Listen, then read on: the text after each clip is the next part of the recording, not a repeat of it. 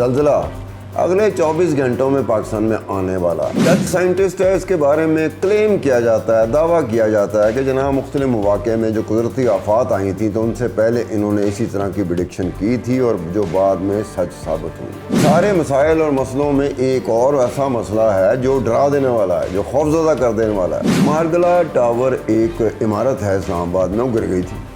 پتہ چلا structural engineering میں فرق تھا، ایسا فالٹ تھا کہ اگر ذرا سے جھٹکا لگے تو بلڈنگ نے گر جانا تھا۔ خدا نہ خواستہ اگر کوئی اس طرح کی قدرتی آفات کا سامنا کرنا پڑ گیا تو ہم کتنے محفوظ رہیں گے۔ قدرتی آفات وہ ہوتی ہیں، کہتے ہیں بڑے سے بڑا ملک بھی ہو، ایڈوانس ملک ہو، ڈیولپ ملک ہو، امیر ملک ہو، کئی دفعہ وہ بھی ہل جاتا ہے۔ تو ہمارے لیے یہ ہے کہ وہ جو اس نے پریڈکشن کی ہے وہ غلط ثابت ہو جائے، اس میں ہماری بچت ہے، اس کے علاوہ ہمارے پاس اور کوئی طریقہ نہیں۔ خوش آمدید۔ ساؤتھ ایشین ڈیسک نے ایک بات بتائی ہے، ٹویٹ کیا ہے کہ جناب ایک سائنسدان ہیں جو ڈچ ہے، ان کا نام نہیں بتایا، ان نیم سائنٹسٹ، اور یہ کہا ہے کہ جناب انہوں نے کہا ہے کہ ارتھ کوئک زلزلہ اگلے 24 گھنٹوں میں پاکستان میں آنے والا ہے۔ یہ ڈرا دینے والی بات ہے، جو بھی سنے گا۔ جب میں نے سنا تھا تو مجھے بھی 2-4 منٹ لگ گئے تھے اپنے آپ کو سنبھالنے میں کہ جس طرح کا ہم ملک ہے، اگے بہت مسائل ہیں، مسائل کا انبار لگا ہوا ہے، ٹیر لگا ہوا ہے، کوئی مسئلہ حل نہیں ہو رہا، مسئلے میں مسئلہ پڑتا جا رہا ہے، مسئلہ بڑھتا جا رہا ہے۔ اب یہ ہے ارتھ کوئک زلزلہ اگلے 48 گھنٹوں میں پاکستان کو زلزلہ کا سامنا کرنا پڑ جائے گا۔ اب یہ ڈچ سائنٹسٹ ہے، اس کے بارے میں کلیم کیا جاتا ہے، دعویٰ کیا جاتا ہے کہ جناب مختلف مواقع میں جو قدرتی آفات آئی تھیں تو ان سے پہلے انہوں نے اسی طرح کی پریڈکشن کی تھی اور جو بعد میں سچ ثابت ہوئی۔ ترکی کے بارے میں بھی کہا جاتا ہے کہ یہ ڈچ سائنٹسٹ جو ہے اس نے کہہ دیا تھا۔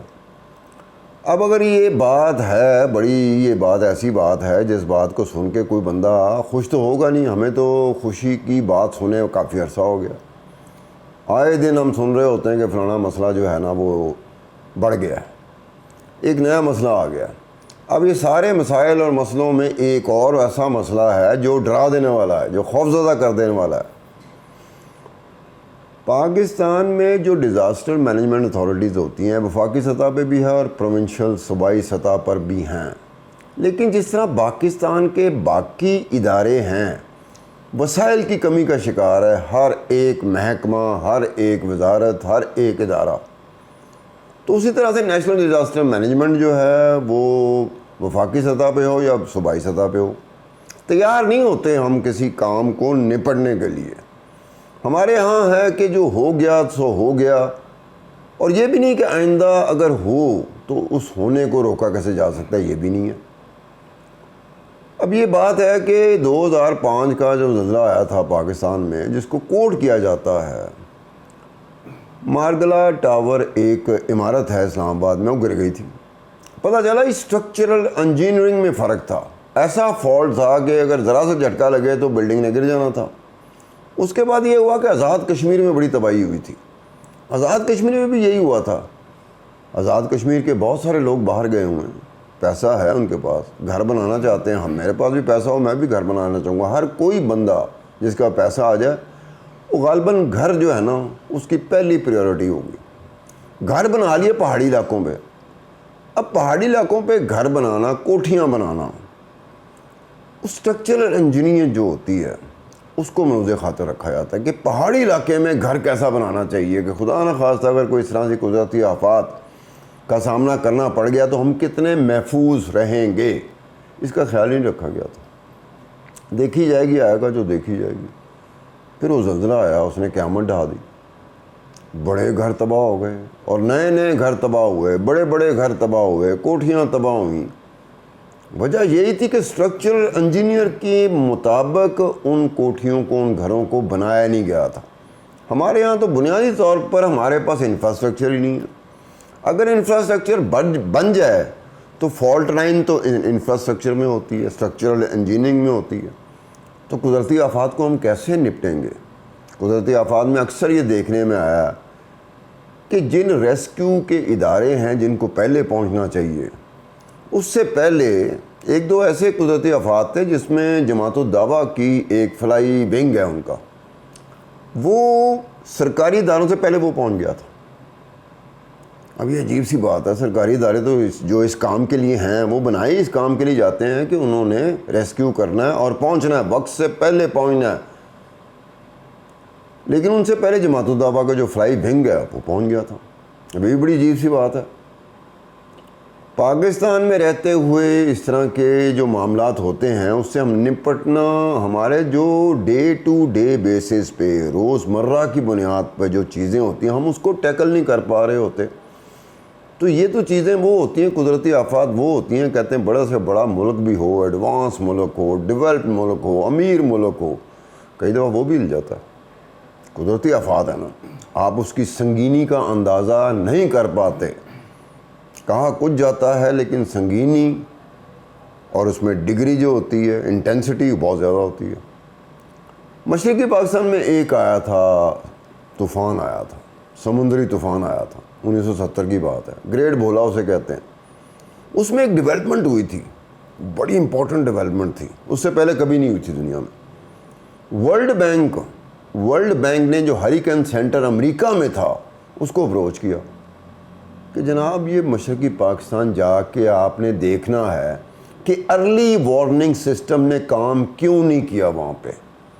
اس کی وجہ یہ تھی جو ورلڈ بینک نے اپنے دستاویزات میں جو بات سامنے آئی وہ یہ تھی کہ جی ہم نے مشرقی پاکستان اور مغربی پاکستان میں اس وقت کافی امداد دی تھی، لون دیے تھے، ایڈ دیے تھے، تو یہ تو تباہی ہوئی ہے، کیوں گریٹ بولا کی وجہ سے 5 لاکھ بندہ جہاں بحق ہو گیا تھا، تباہی آ گئی تھی، ایسی تباہی آئی تھی کہ جزیرے کے جزیرے جن میں ان جزائر میں جن میں لوگ رہتے تھے تباہ ہو گئے تھے۔ ارلی وارننگ سسٹم نے کام نہیں کیا تھا۔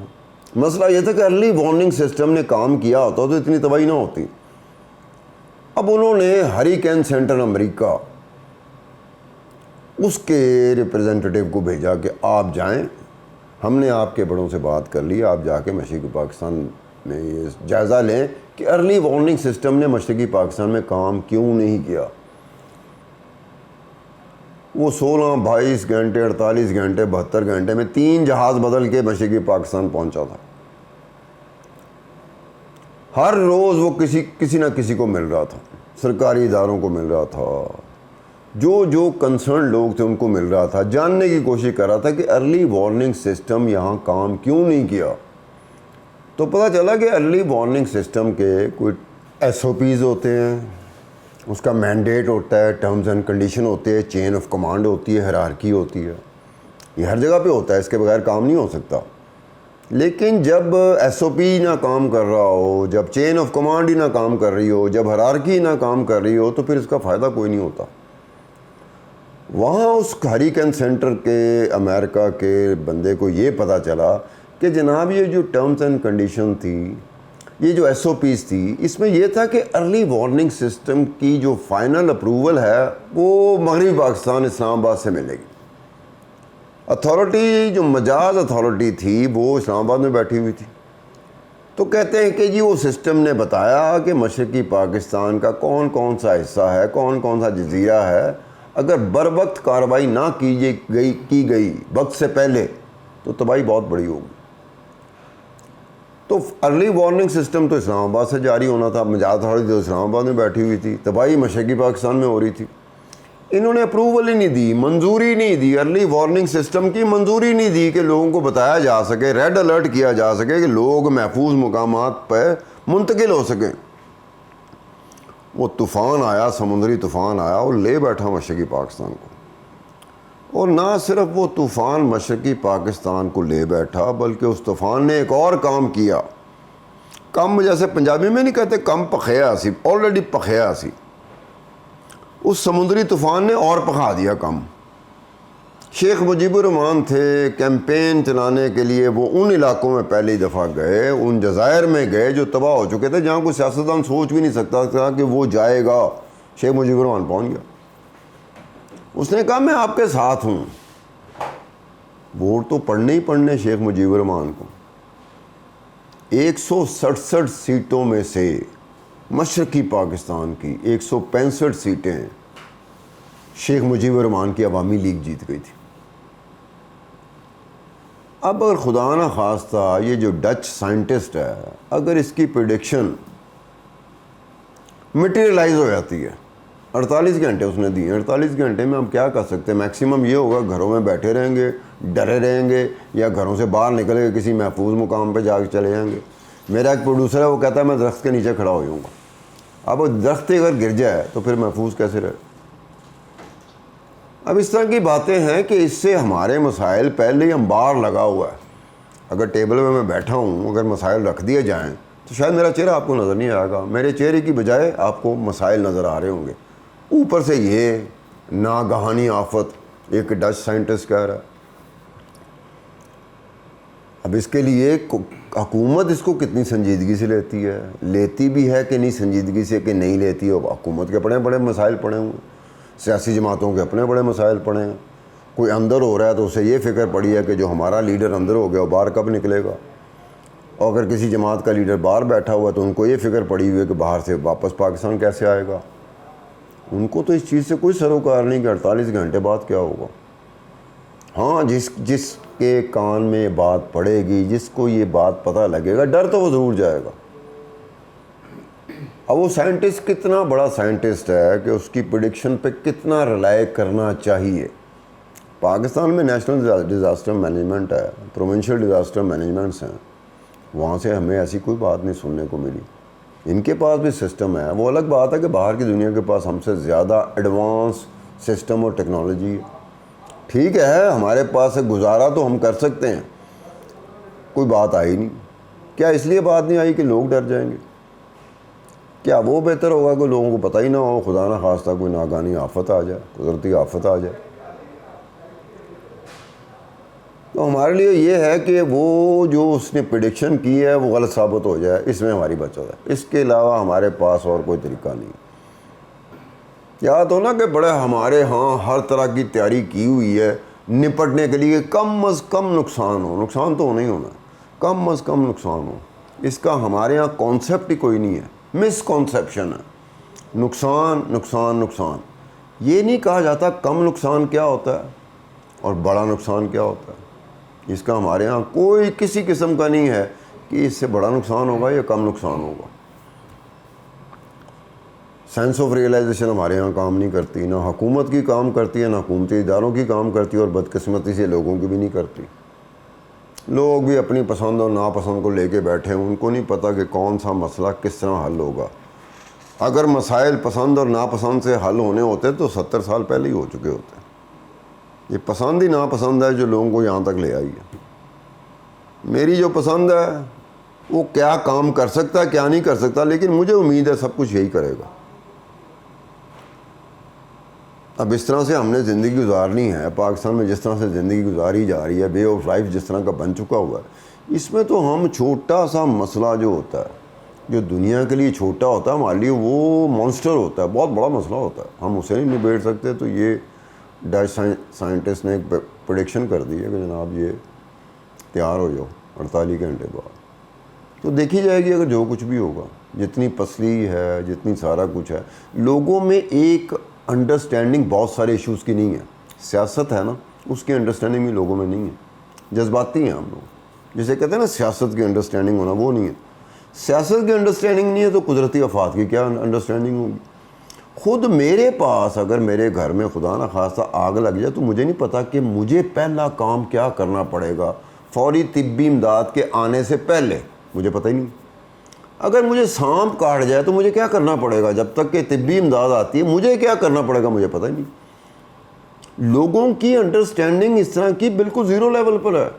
چند ایک لوگ ہوں گے، چند پرسنٹ ہوں گے، چند فیصد لوگ ہوں گے جن کو تھوڑی سی انڈرسٹینڈنگ ہے کہ اگر اس طرح خدا نہ خواستہ اس طرح سے کوئی چیز ہوتی ہے تو ہمیں کرنا کیا چاہیے، اس سے پہلے کہ ریسکیو ہو، اس سے پہلے کہ فوری طبی امداد آئے، اس سے پہلے ہمیں کیا کرنا چاہیے۔ جتنا وقت ہوتا ہے، جتنا وقت ملتا ہے، اس وقت میں اگر خود لوگوں کی انڈرسٹینڈنگ بہتر ہو تو ہم بہت بڑی تباہی سے بچ سکتے ہیں۔ لیکن جب لوگوں کی انڈرسٹینڈنگ ہی نہ ہو، وہ یہی انتظار کرتے رہیں کہ ریسکیو والے ہوں گے، تو ریسکیو اگے پاکستان میں آپ دیکھ لیں حال جو ہے، ہر ایک چیز کا حال، ریسکیو تو دور کی بات ہے، ہر ایک چیز کا جو روز مرہ آپ کو مجھے ملتی ہے، پانی کا مسئلہ ہو, گیس کا مسئلہ ہو, بجلی کا مسئلہ ہو. کچھ لوگ تو یہاں تک کہہ رہے ہیں کہ پاکستان میں پانی, گیس اور بجلی میرے خیال میں فیشن کے طور پر لوگ کہتے ہوں گے, یا میرے خیال میں اس چیز کا وجود کوئی نہیں ہے. لوگوں کی یہ انڈرسٹینڈنگ, باہر کی دنیا کی یہ انڈرسٹینڈنگ بنتی جا رہی ہے کہ بجلی تو ہے نہیں, شور مچایا ہوتا ہے بجلی کے اوپر. بجلی تو ہے ہی نہیں ان کے پاس, گیس تو ہے ہی نہیں ان کے پاس, پانی تو ہے ہی نہیں ان کے پاس. جب اس طرح کے مسائل ہوں, اوپر سے یہ قدرتی آفت کے سامنے کوئی ٹیکنالوجی کھڑی نہیں ہو سکتی. سسٹین کر سکتی ہے, بچاؤ کر سکتی ہے. پوری دنیا میں یہ ہوتا ہے کہ بچاؤ کرنا ہے, قدرتی آفات کے ساتھ ٹکرانا نہیں ہے, بچاؤ کرنا ہے. بچاؤ کا بھی ہمیں نہیں پتہ بچاؤ کیا ہوتا ہے. اس کے ساتھ ہی عبدالستار خان کو اجازت دیجیے. خدا حافظ.